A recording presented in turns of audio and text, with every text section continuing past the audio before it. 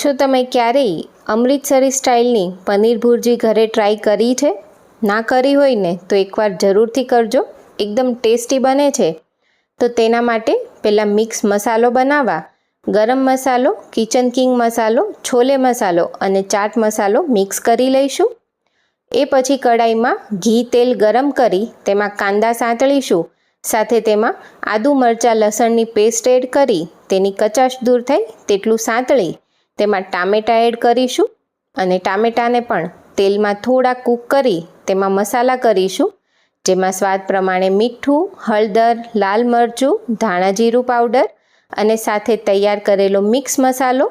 આ mix મસાલાથી ભુરજીનો test એકદમ સરસ આવશે. તો હવે બધું જ સરસ સંતળાય એ પછી થોડું પાણી એડ કરી તેમાં ધાણા અને દહીં એડ કરીશું. તો અમૃતસરી પનીર ભુરજીમાં ખાસ દહીં એડ થતું હોય છે. હવે દહીં પણ સરસ કૂક થઈને તેમાંથી તેલ છૂટું પડે એ પછી તેમાં પનીર એડ કરીશું. તો પનીરને તમે હાથેથી ક્રમ્બલ કરીને કે પછી છીણીને એડ કરી શકો છો. એ પછી ભુરજીમાં પાણી એડ કરીશું.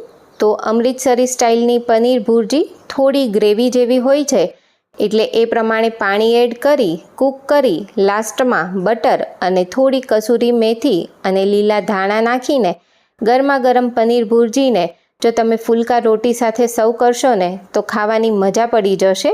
તો એકવાર આ રીતે જરૂરથી ટ્રાય કરજો.